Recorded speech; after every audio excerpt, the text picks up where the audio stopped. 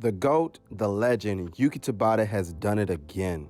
Black Clover chapter 277. Sit back and relax and enjoy the video.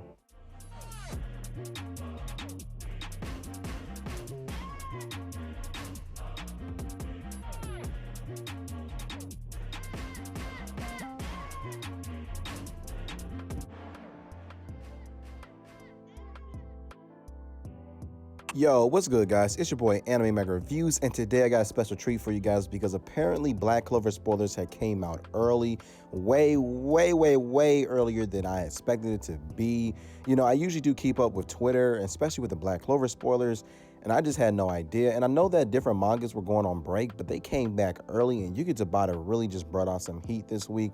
Now, I did receive confirmation that the fan translation should be coming out a little bit later today, so just look out for that review as well.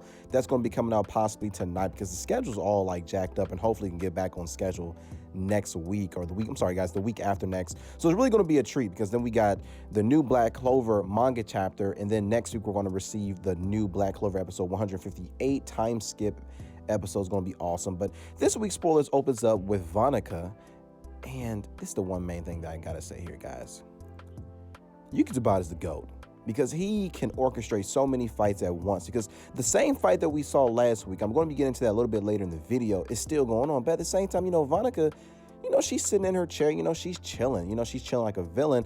And the two captains that are going to be facing off against Vanica is going to be Rail and Charlotte, which I think is a pretty good matchup against Vanica because you got Rail and his creativity. Rail is also an extremely powerful captain, not necessarily the strongest, but I am happy to see that we're going to see Charlotte finally go like 100% because that's the thing about Charlotte. Like, Charlotte is definitely arcane stage because of that curse that she does have on her. However, we have yet to see her really go out full force. So I just really want to see, like, where does she stand in terms of captains as far as Merla, Leona, and Yami, because I'm very curious about that. Like, where does she really stand in all of this? Because I'm like, look, this girl got to have something in her bag. She can't just have, clout to her name. And that is where we see Vanica get into some conversation right here, because Vanica, we know that she's like a savage. She is crazy. Most likely she's saying something that is pretty insane here. And Charlotte's like looking at this like, what is wrong with this woman?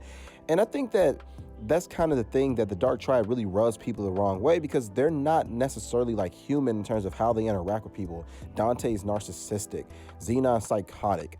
Vanica, she's just insane, crazy, bloodthirsty, violent. So obviously she's talking about something here that's not all the way, sane. However, I do want to see like what they're going to be talking about when the fan translations comes out, because I'm very curious about that. Like, maybe Vanica's talking about the Tree of Cliff-Off. Maybe she's talking about, what the world is going to look like if the Tree of Cliff-Off plan does succeed, because I'm very curious about that. Because lately, the Dark Triad, they just been dropping hints and clues about the Tree of Cliff-Off. And I know that Noct had dropped some really cool information about it, but at the same time, the Dark Triad should know more about it than anyone else. But that's when we get this awesome panel right here where we have Vanica and the two Diamond Generals, the Shining Generals, and it doesn't seem like they're actually pretty much like alive. I believe that she's using some type of curse magic to basically make them like zombies. Now, we did originally see the other two Shining Generals in like the background when Morris was talking to Zenon, but I don't think that the Shining Generals are actually working with the Dark Triad willingly. And this panel pretty much confirms it right here, that they're under some sort of curse magic, like their pupils are gone. Obviously, they're going to be used towards Vanica's plans, and Zenon pretty much gave her those two generals. So that's kind of confirmation right there.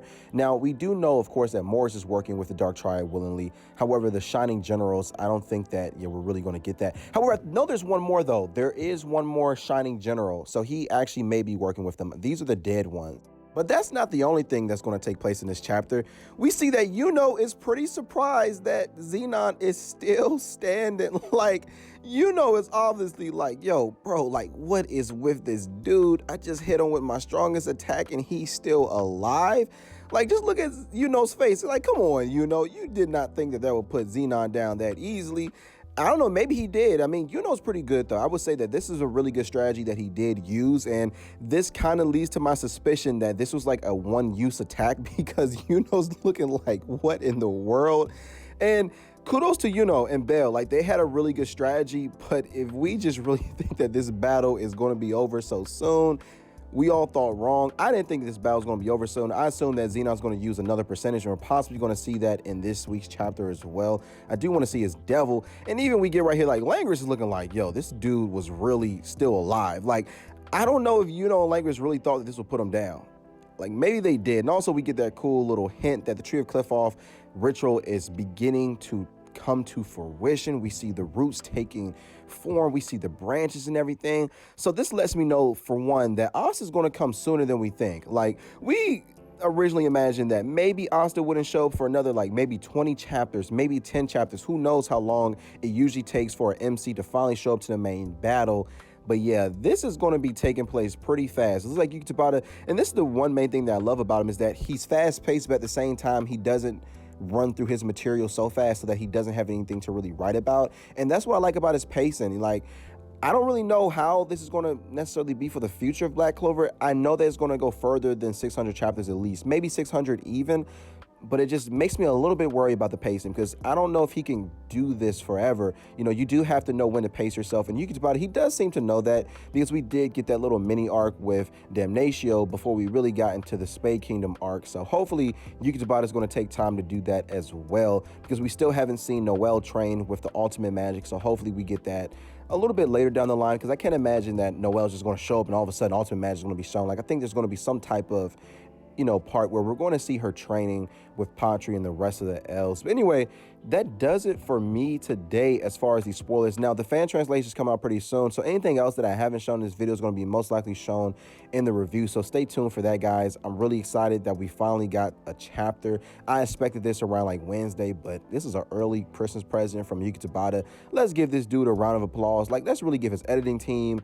Black Clover is really hitting numbers. Black Clover is really fire. Also, I believe the sales in Japan right now are stable. They could be better, but they're stable. However, my suspicion is that once the Spade Kingdom arc is animated, which is going to be around next week or the week after next, we're going to see a dramatic increase in sales, because people are really going to want to see this fire, especially after they see the fight between Yuno and Zenon, Noelle and Vanica and Austin and Dante.